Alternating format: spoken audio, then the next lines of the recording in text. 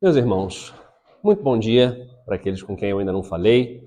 Louvo a Deus pela presença de cada um de vocês aqui. Louvo a Deus também porque eu posso estar aqui nessa manhã, nesse dia. E gostaria de lembrar aos irmãos um pouquinho do que nós vimos no mês passado, porque o que eu trago para os irmãos hoje é uma tentativa de sequência daquilo que nós vimos no mês passado aqui convosco.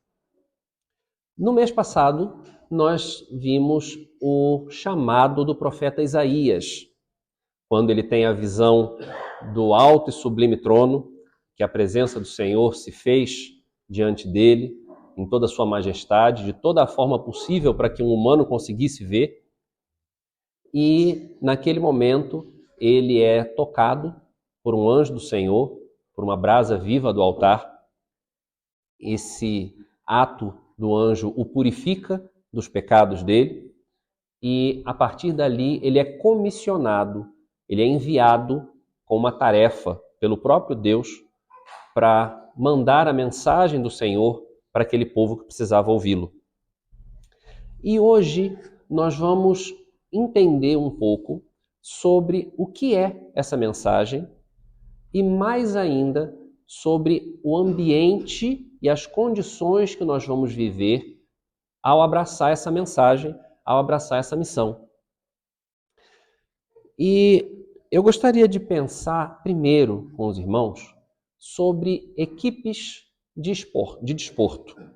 Futebol, basquete, beisebol e tantas outras equipes que muitas vezes acompanhamos pela TV, por internet. E eu queria que os irmãos parassem para pensar nos nomes das equipes, especialmente aquelas mais famosas nos Estados Unidos. Se nós pararmos para pensar naqueles nomes, nós vamos entender um pouco de como funciona a mente do ser humano, de como é que nós gostamos de ser vistos, de com quem nós gostamos de nos relacionar, e isso mostra um pouquinho do nosso coração. Por exemplo, um dos grandes times mais famosos de basquete nos Estados Unidos chama-se os Chicago Bulls. O que é isso? São os touros de Chicago. Outro são os guerreiros do Golden State Warriors. E por aí vai. Nós temos ursos, lobos, vespas, tubarões, sempre animais que são famosos pela sua agressividade, pela sua força, pela rapidez, pela astúcia e alguma coisa que transmita aspecto de poder. Eu não gosto de ser relacionado com quem é fraco. Eu gosto de me relacionar e de ser visto como os tubarões da universidade tal. E por aí vai. Aqui no Reino Unido nós temos coisas parecidas, porque afinal de contas são os nomes das cidades, das fortalezas que eles tinham. Isso nos faz lembrar de castelos, de muros, de solidez, de força. Aqui em Portugal, animais como a águia, para simbolizar um certo time, eu não vou falar o nome, outro é o dragão. Ninguém para pensar assim, em botar como símbolo do time um coelhinho, um porquinho da Índia, um gato, um leão talvez, mas um gatinho não. Como é que nós gostamos de nos ver? É assim, lá vai o tigre, aquele é um dragão. E essa é mais uma forma de nós entendermos como é que Deus nos chama para sermos diferentes. Porque, afinal de contas, nós também fazemos parte de uma equipa. Não é de futebol, não é de basquete, mas é de pregadores. Nós somos uma equipa formada por um grande treinador, por assim dizer, e temos uma batalha, um enfrentamento pela frente. Só que se nós fôssemos colocar um nome de cidade, um nome de bicho na nossa equipa, talvez seriam as ovelhas da Nova Jerusalém. O que é mesmo uma ovelha que nós já vimos há algum tempo atrás? Um animal indefeso, atrapalhado, míope, teimoso e que não sabe viver sozinho, representando uma cidade que a maioria nem sequer acredita que existe E quem acredita não vê hoje, porque afinal de contas está no céu. E isso para nós irmos encontrar os tubarões, as vespas, os lobos, os ursos, os guerreiros e as cidades fortificadas. Isso pode parecer uma competição um pouco injusta, né? Já pensou o cartaz da partida? Os tubarões versus as ovelhas. Quem será que ganha essa? Eu sei a resposta, mas vamos vê-la depois. Vamos abrir as nossas Bíblias no capítulo 10 de Mateus. Nós vamos ler alguns versos desse capítulo, porque aqui nós conseguimos encontrar o que é essa missão que Jesus nos dá, o que é a missão que Deus comissionou Isaías para falar, que afinal de contas a nossa missão é a mesma missão de Isaías. Os nossos desafios serão os mesmos desafios de Isaías. E é por isso que mês passado nós falamos sobre Isaías e esse mês vamos falar sobre esse capítulo de Mateus. Ok, estive diante da glória do Senhor, Ele se mostrou para mim em toda a sua misericórdia, transformou a minha vida, me chamou para trabalhar. Ok, que trabalho é esse? O que é que me aguarda? Porque aqui dentro é tudo muito bom. As cadeiras são confortáveis, tem uma almofadazita, tem água ali embaixo, tem café, as pessoas se abraçam, desejam a paz do Senhor. Lá fora a coisa muda um pouco de figura. Lá fora estão os tubarões, as vespas, os lobos. Que missão é essa? O que é que nos aguarda? E mais importante, quem é que nos prepara? Vamos ler a palavra do Senhor, aqueles que puderem se colocar de pé para a proclamação da palavra dele. Mateus, capítulo 10, do verso 15, aliás, 16, perdão, do verso 16 ao verso 31. Diz assim a palavra do nosso Deus: Eu vos envio como ovelhas no meio de lobos. Portanto, sede astutos como as serpentes e sem malícia como as pombas. Cuidado com os homens, pois eles vos entregarão aos tribunais e vos açoitarão nas suas sinagogas. E por minha causa sereis levados à presença de governadores e reis, para que deis testemunho a eles e aos gentios. Mas quando vos entregarem, não vos preocupeis com o que falareis, nem como falareis, pois naquela hora vos será dado o que dizer. Porque não sois vós que falais, mas o Espírito de vosso Pai é que fala por meio de vós. Um irmão entregará seu irmão à morte, e um pai ao seu filho, e filhos se rebelarão contra os pais e os matarão. E sereis odiados por todos por causa do meu nome, mas aquele que perseverar até o fim será salvo. Quando, porém, vos perseguirem numa cidade, fugi para outra, porque em verdade vos digo que não acabareis de percorrer as cidades de Israel antes que venha o Filho do Homem. O discípulo não está acima do seu mestre, nem o servo acima do seu senhor. Basta ao discípulo ser como seu mestre, e ao servo como seu senhor. Se chamaram Beelzebu ao dono da casa, quanto mais aos de sua família.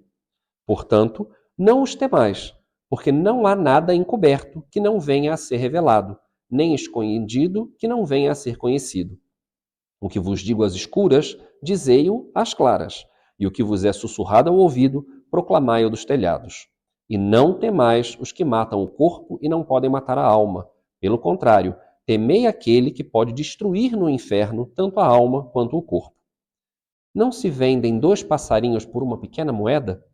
Mas nenhum deles cairá no chão, se não for da vontade do vosso Pai. E até mesmo os cabelos da vossa cabeça estão todos contados. Portanto, não temais, valeis mais do que muitos passarinhos. Até aqui a palavra do Senhor. Vamos orar. Louvado seja o teu nome, Pai, porque o teu poder e a tua majestade sobrepassam qualquer coisa que venha à nossa cabeça. Nada do que possamos imaginar se compara à tua grandeza, ao teu poderio, à tua eternidade, aos teus atributos infinitos. Pai, nesse momento a tua palavra é aberta, é lida. Toma, Senhor, a nossa atenção, toma o coração do teu povo nas tuas mãos, para que a tua verdade seja derramada sobre nós nesse momento. Por Jesus oramos. Amém. Podemos nos assentar.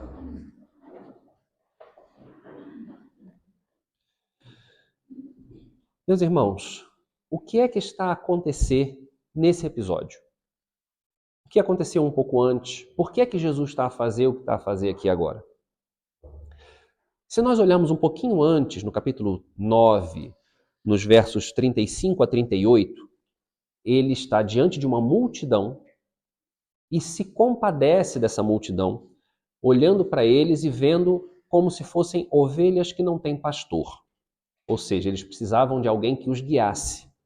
Eles precisavam de palavra. Ele viu o tamanho da obra, o tamanho da seara. Ele mesmo usou essa palavra. Viu que eram poucos os trabalhadores e nos instou a orarmos, pedindo que o Senhor mande mais trabalhadores para essa seara. Mas ele não se limitou a isso. Ele mesmo recrutou os seus primeiros 12 e os mandou em missão. Que missão era essa? Pregar o evangelho do reino, um evangelho de arrependimento, de perdão de pecados e preparação para o dia do Senhor. Mas é muito interessante nós vermos já aqui um contraste, porque no verso 35 a 38 do capítulo 9, ele chama a multidão de ovelhas sem pastor. Só que no verso 16 do capítulo 10, ele inverte a situação e diz que ovelhas são os que vão pregar. Os que vão receber a mensagem, na verdade, são como lobos. Ou seja, os que antes eram vistos como ovelhas, agora são vistos como lobos. Por quê? Porque Jesus, e aqui já é a nossa primeira aplicação, conhece o nosso coração de dentro para fora, de baixo para cima. Não há nada dentro do nosso coração que não seja conhecido por Deus.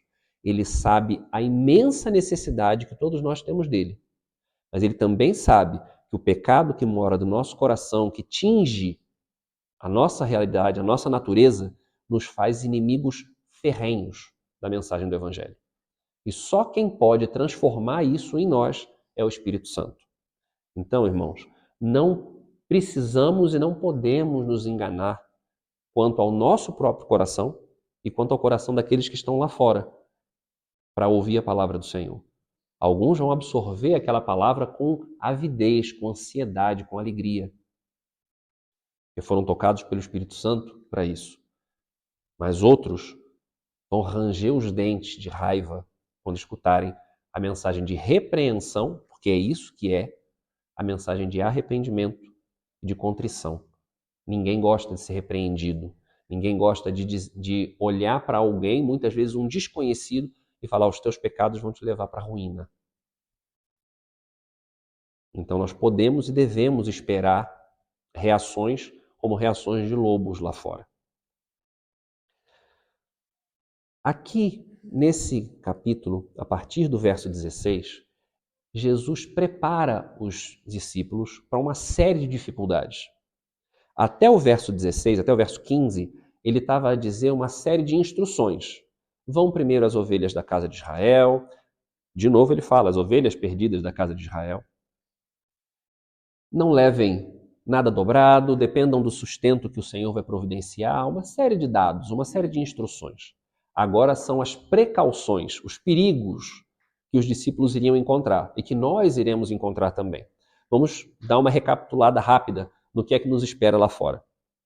No verso 17, os discípulos seriam levados a julgamento e açoitados dentro das sinagogas, as igrejas da época, lugares de pregação, de oração, de proclamação da palavra de Deus. Ali eles seriam maltratados, ridicularizados, açoitados. Verso 18, eles seriam levados diante de juízes e autoridades, não com bom objetivo, e sim com mau propósito, para eles serem julgados e condenados. Verso 21, suas famílias se voltariam contra eles, por causa da mensagem do Evangelho. Verso 22, eles seriam odiados por todos aonde quer que fossem. Verso 25 e 26, eles seriam atacados secretamente por serem discípulos de Cristo. E verso 28, as suas próprias vidas estariam em risco. É muito importante nós vermos aqui o seguinte: o próprio Jesus podia falar isso porque ele seria o nosso pioneiro, ele seria o nosso modelo. Tudo aquilo que Jesus prenunciou para os discípulos que eles iriam passar, Jesus mesmo passou. Ele foi desprezado, conspiraram contra ele, foi traído por um dos seus mais próximos, foi julgado por um tribunal religioso corrupto, foi açoitado, despojado das próprias roupas, levado diante de governador romano, de rei, na época do povo de Judá, o próprio rei Herodes. Foi açoitado mais uma vez, torturado, foi pregado numa cruz e, no final das contas, morreu a pior das mortes daquela época. Porque o próprio livro de Deuteronômio fala: maldito é todo aquele que for pendurado no madeiro. As pessoas olhavam para ele e não pensavam, ali vai morrer alguém. Não, ali vai morrer o pior dos seres humanos, o maldito de Deus. Os romanos olhavam para ele, ali vai morrer um salteador, um insurgente. Aquela morte era a morte reservada para os assassinos, para os inimigos do império, para os salteadores. Então, para quem quer que olhasse para aquela cena, Jesus estava morrendo a pior das mortes. Então, irmãos, quando nós reclamarmos de alguma coisa que acontece na nossa vida, o nosso único destino é olhar para a cruz. Porque aquele que nos permite passar dificuldades hoje, nos diz o seguinte: tudo o que você já passou, eu já passei 150 vezes mais. Lembra que nós estávamos a dizer hoje mais cedo? Procurar ajuda com quem pode ajudar? Porque aquela pessoa vai poder dizer: eu passei pelo teu problema, eu sei o que estás a passar e eu posso te ajudar? Pois é. O nosso maior ajudador é Jesus Cristo. Porque não há nada que nós estejamos a passar nesse momento na nossa vida ou em qualquer outro momento que Jesus Cristo não conheça de cor e salteado. E dentro desse ambiente, que na verdade, se nós fôssemos contratados por uma empresa qualquer e escutássemos esse prognóstico do que nos aguardaria no nosso trabalho, posso garantir que ninguém ficava. Porque um líder terreno, quando fala uma coisa dessa, só vai causar espanto e fuga. Mas o nosso Jesus nos fala isso, mas ele não fala só isso. Dentro do texto que nós lemos, existem 4 frases, 4 momentos extremamente importantes. E é nesses 4 momentos que eu vou focar, esses momentos que nós temos aqui agora. São as 4 seguranças que Jesus dá para os seus discípulos naquele momento. Não vos preocupeis, não temais, não temais, não temais. Vão encontrar essas frases nos seguintes versos. Verso 19, verso 26, verso 28 e verso 31. As 4 circunstâncias que resumem os perigos que os discípulos iam passar, que nós vamos passar, estão aqui amarradas num selo de segurança, dizendo: não tenham medo. E agora nós vamos olhar um bocadinho para cada uma dessas 4 seguranças que Jesus nos dá.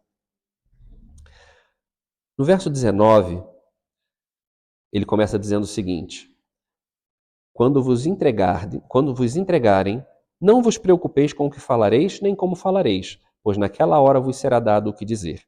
Porque não sois vós que falais, mas o Espírito de vosso Pai é quem fala por meio de vós. Não vos preocupeis com a mensagem e não vos preocupeis com a maneira de dizer a mensagem. São 2 em uma aqui. Porque, imaginem, de uma hora para outra, alguém te denuncia para o teu patrão a dizer que, olha, o fulano não quis adulterar aquela fatura de chegada de mercadoria, tinha que colocar lá uma caixa a menos e ele não quis, ele está errado. Ele é crente, essa coisa aí de igreja. Ah, é? Então chama ele aqui. Deixa eu ver qual é a crença desse homem. E sem mais nem menos é chamado diante do teu patrão, fala: então como é que é isso que estás a me desobedecer às ordens? Não gostas do teu emprego?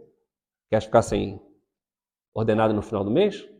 Eu tenho poder para te demitir agora, sem aviso prévio, sem nada, porque eu posso dizer que tu te insurgiste contra mim e que não estás a fazer o que eu estou a mandar. Pam, pam. Sereis levados diante de autoridades. O que é que eu vou dizer para o meu patrão agora? Vou pregar para ele uma mensagem de arrependimento, quando ele pode ficar com raiva e me demitir mais instantaneamente ainda? Vou falar sobre o amor de Deus? Vou falar sobre salvação? Como é que eu vou responder para esse homem? Não se preocupe, porque não é você que vai falar. É o Espírito do teu Pai que vai falar através de ti. E percebam que não é qualquer espírito. Não é qualquer um. É o Espírito do nosso Pai. Pai significa intimidade, significa conhecimento, significa confiança. Então, quando por acaso eu for levado diante de um juiz, de uma autoridade, de um governador, de um chefe de comunidade, de um presidente da Câmara, o que é que vocês querem lá para aquela igreja mesmo? Por que eu não posso fechar aquela igreja? Me dá uma razão. Ai, Senhor, e agora? Será que eu vou envergonhar o teu nome? Não, não vai.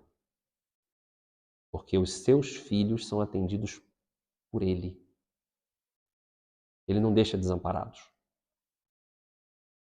Ai, mas será que eu vou lembrar do texto bíblico correto? Do contexto? Da aplicação? Calma. As tuas palavras não serão tuas. Mas isso não exclui um dever importantíssimo. Isso não é uma mensagem para nos deixar relaxados, para nos deixar desleixados, para justificar a falta de estudo, para justificar a falta de comunhão, para justificar falta de tempo de oração com Deus. Porque é mais ou menos como aquele aluno que não estuda nada para a prova, nenhuma linha, porta-se mal o tempo inteiro, mas a mãe é crente. Então, quando chega no dia da prova, ele abaixa a cabeça, ora ferventemente, Senhor, me ajuda nessa prova. Mas ajuda com o quê? O que tu estudaste? Nada. O que tens para lembrar? Nada. Então, meus irmãos, a promessa de segurança, de tranquilidade quanto à nossa mensagem, não nos deixa livres para não fazer nada. O próprio apóstolo Pedro fala. Vamos ver, deixa eu ver aqui. 1 Pedro 3, verso 14 e 15. Para entendermos um pouco por que é que isso não nos dá liberdade para nos encostarmos ao sofá e deixarmos a nossa Bíblia fechada o ano inteiro ou aberta no Salmo 91 ou no 23 lá para pegar pó em cima da estante. Mas ainda que venhais a sofrer por causa da justiça, vejam o contexto que ele vai usar aqui.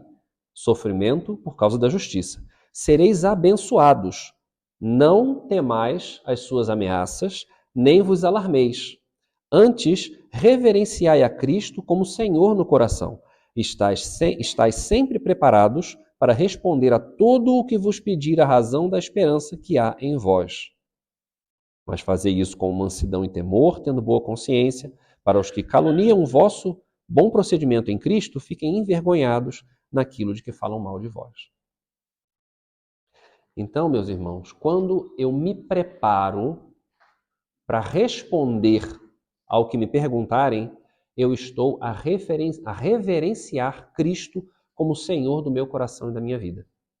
Quando eu tiro tempo para estudar a palavra de Deus, para me alimentar da verdade que liberta e que salva, eu estou a dizer para Cristo, Tu és o Senhor da minha vida e eu não consigo viver sem a Tua palavra. Então, me ajuda a compreender e me desperta as palavras na boca quando eu for chamado a responder por Ti.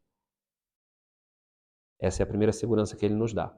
A mensagem e a maneira de falar são dele, não são nossas. Podemos descansar, não precisamos ter medo. A segunda, no verso 26, 25 e 26, na verdade, fala dos blasfemadores. O que é uma blasfêmia? Uma blasfêmia é uma calúnia proferida contra Deus, correto? É lançar sobre Deus uma acusação sobre o caráter dele, sobre os atributos dele. Jesus fala da blasfêmia contra o Espírito Santo, que era, na ocasião que ele falou, acusar, atribuir ao diabo aquilo que é feito pelo Espírito Santo. Quando Jesus foi expulsar um demônio, os fariseus disseram: eis que ele está a expulsar demônios pelo poder de Beelzebu. E Jesus se relaciona diretamente com esse caso aqui, porque ele diz o seguinte: não esperem um destino melhor do que o meu. Se a mim estão a chamar Beelzebu, quanto mais não vão fazer com vocês. Se eu sou o mestre, estou a ser acusado, vilipendiado, traído, chicoteado, morto, por que é que vocês acham que vão entrar para a igreja e ganhar carro novo, casa nova, emprego novo, saúde 100%? Tem alguma coisa errada nessa história. Acontece de pessoas ficarem famosas e até prosperarem financeiramente depois de aceitarem Jesus como Senhor? Acontece. Mas é a regra? Não.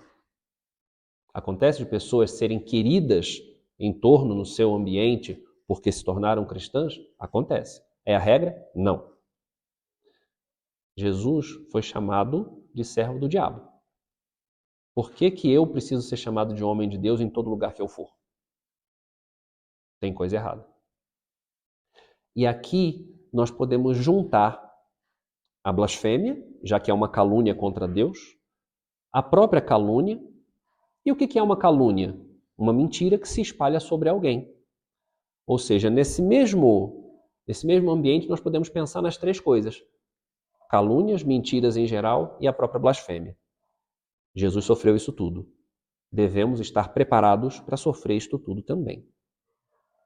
Pelo amor do nosso Senhor, não porque mereçamos ou façamos alguma coisa digna de sermos caluniados. Nosso proceder tem que ser irrepreensível, porque Jesus nos chama para sermos santos, mas mesmo assim seremos caluniados. E devemos dar glória a Deus por causa disso, porque significa que nós estamos no caminho certo. Um outro grande pioneiro do protestantismo nos Estados Unidos, chamado John Wesley, ele era odiado por onde quer que ele passasse. E ele estava preocupado, naquele dia em particular, porque ele notava que as pessoas estavam reagindo menos mal a ele do que normalmente reagiam. E ele estava sentado no seu cavalo, montado a cavalo, a caminhar, a passar por uma estrada, e ele estava a orar em voz alta, perguntando para Deus: Senhor, será que eu estou me tornar um servo mau, um servo desleixado? As pessoas já não reagem mal a mim? E uma pessoa que estava ao pé da estrada olhou para ele, viu que ele estava a orar ao Senhor, na mesma hora, ato contínuo, catou uma pedra, pau, jogou em cima dele e quase lhe acerta a cabeça. Nessa mesma hora ele agradece ao Senhor: Senhor, obrigado por responderes a minha oração. Podemos e devemos nos sentir agraciados por sermos dignos de ofensa pelo nome do nosso Senhor. E por quê? Porque Jesus fala: não temam. Não fiquem com medo daqueles que vão blasfemar. Por quê? Jesus é o quê? O caminho, a verdade e a vida. Nada do que for dito às escuras vai ficar escondido eternamente. Jesus é a luz que remove toda e qualquer treva. Ele é a verdade que suplanta e bane qualquer mentira. Podem dizer de nós o que quiserem. Não vai mudar quem nós somos, não vai mudar aquilo que Deus faz e fez por nós, não vai mudar a nossa relação com Cristo e não precisa de forma nenhuma nos amedrontar, porque nós temos o Deus da verdade do nosso lado. Precisamos temer alguma mentira? Não.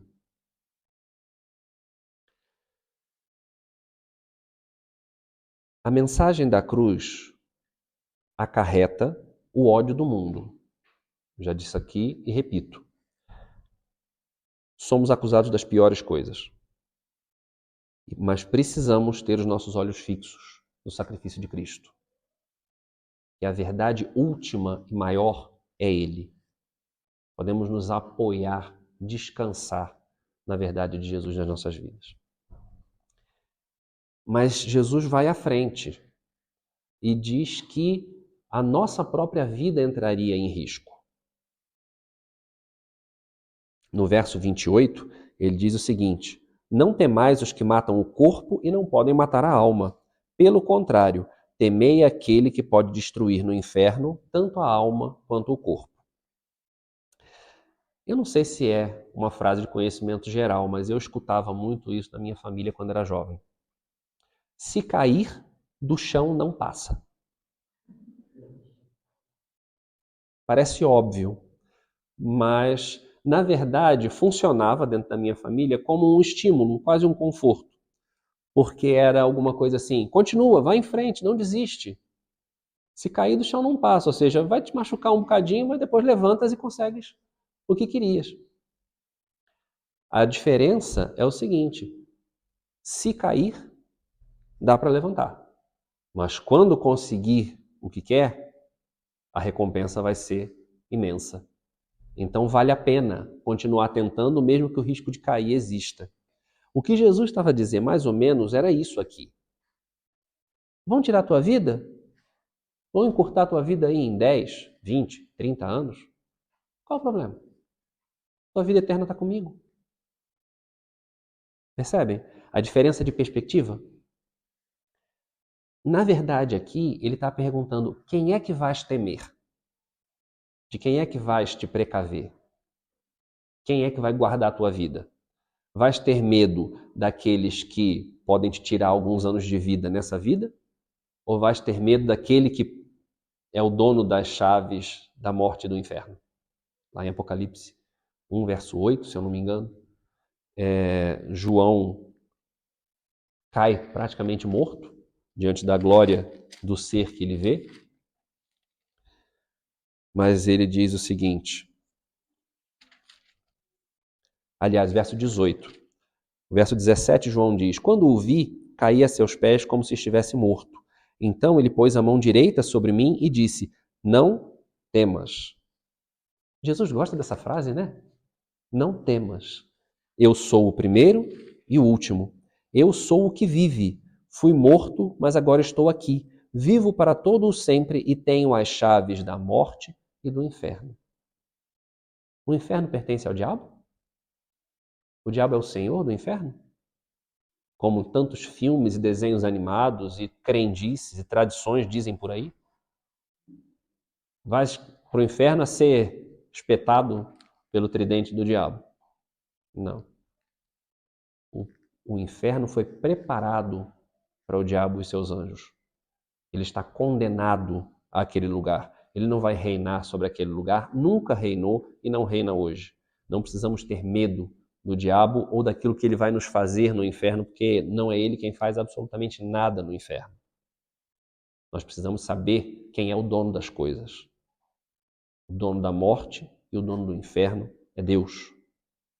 Então eu prefiro, se chegar a isso, e que o Senhor me ajude, caso chegue, para que eu possa permanecer firme, eu prefiro perder alguns anos dessa vida a perder a eternidade do lado de Deus.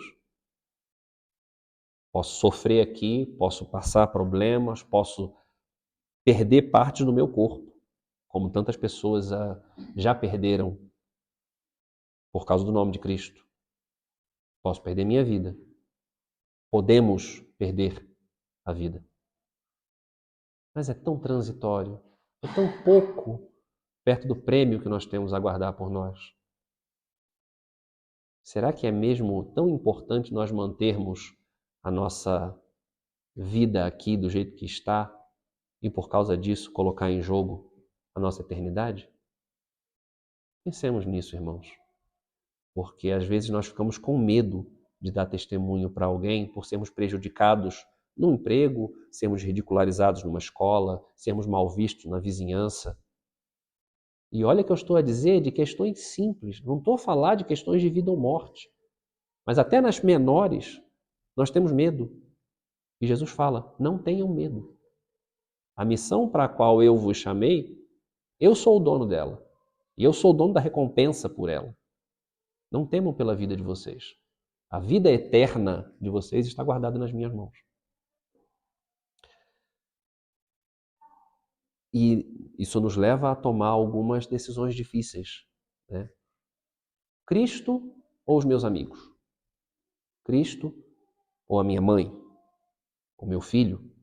Meus irmãos? Cristo ou o meu emprego? Cristo ou a minha saúde? Cristo ou a minha vida? É claro, e demos graças a Deus por isso, nós vivemos num país onde ainda é tolerado o cristianismo. Mas é só nós passarmos o Estreito de Gibraltar e cairmos ali no Marrocos e a realidade muda completamente. O Senhor me deu a oportunidade de estar lá. E pelo simples fato de eu dizer que era cristão, o dono da casa onde eu fiquei passou a me olhar com outros olhos. A coisa não é brincadeira. Marrocos ainda não é ruim. Existem outros países onde não se pode ter sequer um quadradinho de uma página da Bíblia. Ah, mas é muito radical o Eduardo enquanto está a falar. Para nós aqui pode ser uma coisa radical. A realidade lá nos faz olhar para as coisas de um modo bem diferente. Hoje, existem pessoas sendo mortas pelo Evangelho. Hoje, existem filhos sendo expulsos de casa por aceitarem a Cristo. Hoje, existem países inteiros aprovando leis contra o cristianismo. Então, irmãos, não nos acomodemos na nossa situação confortável achando que vai ser assim para sempre. Porque pode não ser. O Senhor Jesus nos prepara para isso. E a quarta frase que Jesus nos diz no verso 31, e é a minha preferida, na verdade, diz o seguinte: portanto, não temais, valeis mais do que muitos passarinhos. Esses últimos versos, 29, 30 e 31, nos mostra ao mesmo tempo duas dimensões distintas de Deus. Ele é o criador e sustenedor do universo. Ele coloca as estrelas no lugar. Ele mantém o sol a queimar. Ele mantém os níveis, as proporções de gases na atmosfera para que nós possamos respirar. Ele mantém o nosso coração a bater. A Bíblia fala que ele mede o universo aos palmos. Um universo que tem tanta galáxia e tanta estrela que nós nem sequer temos ideia do real número. Ele sustenta esse universo nas mãos. Então, percebam o tamanho e a glória e a soberania, a majestade, o poder de Deus. Mas, ao mesmo tempo, esse Deus conta os cabelos da minha cabeça como se ele não tivesse mais nada para fazer na vida. Percebe o nível de atenção que esse Deus Todo-Poderoso tem por nós? Eu já disse aqui, mas eu volto a falar, que não dá para não pensar nisso. O meu coração bate de 60 a 80 vezes por minuto. O planeta Terra hoje já passa dos 7 bilhões e meio de pessoas. De quantos batimentos cardíacos por minuto só dos humanos Deus tem que tomar conta? E se ele se esquecesse? Se ele parasse para pensar assim, não, tem coisa mais importante para fazer na minha vida, deixa aquele pessoal lá um pouquinho. Caiu todo mundo na mesma hora. Esse é o nível do poder de Deus e esse é o nível do cuidado de Deus. E esse Deus fala para mim, você tem valor. Você vale mais do que muita coisa na minha criação. Irmãos, é de derreter o coração. Porque quando nós paramos para ver tamanho da graça de Deus por nós, o tamanho do cuidado. É o Salmo 8. Né? Que é o homem para que te lembres dele? Ou filho do homem para que o visites? A gente não vale nada. Minha vida é um sopro, é uma erva que nasce de manhã e cai à tarde. Para que Deus se importa comigo? Mês passado eu falei isso, hoje eu vou falar de novo. Imaginem a quantidade das hostes angelicais que Deus tem ao seu serviço dia e noite, sem cessar. Na verdade, fora do tempo. Imaginem a quantidade de vozes perfeitas, afinadas, que cantam aleluias ao Senhor sem cessar.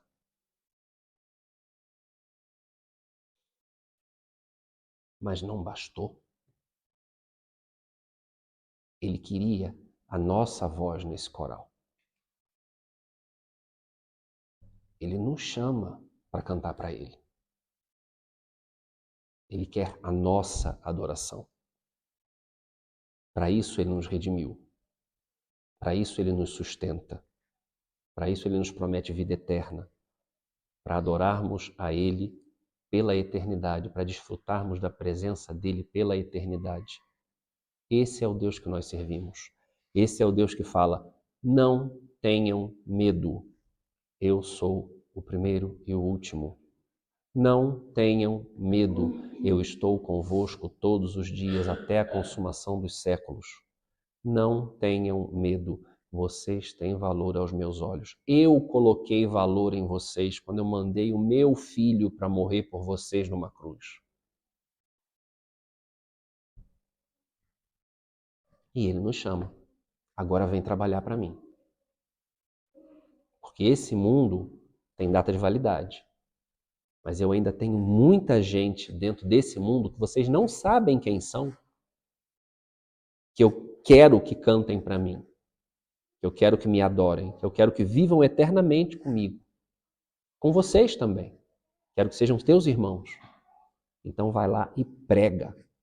Vai lá e fala. Vai lá e diz que aquele povo está fadado à destruição. Mas que eles precisam e podem se arrepender, porque o meu Espírito toca neles. E assim eles serão salvos. E eu quero usar vocês para isso. Se ele tivesse mandado um anjo somente, a mensagem já estaria espalhada pela terra toda. Mas ele quer nós no trabalho. Ele quer o Eduardo, ele quer o Eric, ele quer o Antônio, ele quer a Maria, ele quer a Lúcia, ele quer humanos sendo usados para salvar humanos. Esse é o tamanho do privilégio que nós temos. Deus olha para a gente e fala assim, olha, os meus agentes aqui de cima já teriam feito o trabalho, mas eu quero vocês, imperfeitos que são, fazendo atrapalhada como fazem, às vezes com problema de fala, às vezes com timidez. Nada disso é empecilho para ele. Ele fala, ide, fazei discípulos. Vocês vão encontrar oposição? Vão. Eu também encontrei. Vocês vão ser odiados? Vão. Eu também fui. Vocês vão ser caluniados? Vão. Eu também fui. Vocês podem morrer? Podem. Eu já morri. Mas a recompensa comigo é muito maior do que a recompensa que o mundo vai te dar. Então, meus irmãos, olhemos para Cristo. Busquemos força nele. Para onde mais nós podemos ir? Só Ele tem as palavras de vida eterna. Ele tem a maior das missões para nós. Ele tem o maior dos destinos. Desfrutar da presença dEle.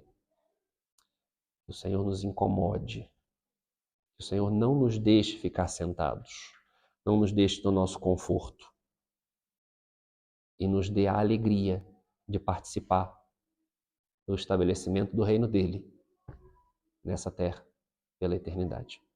Amém. Que Deus nos abençoe.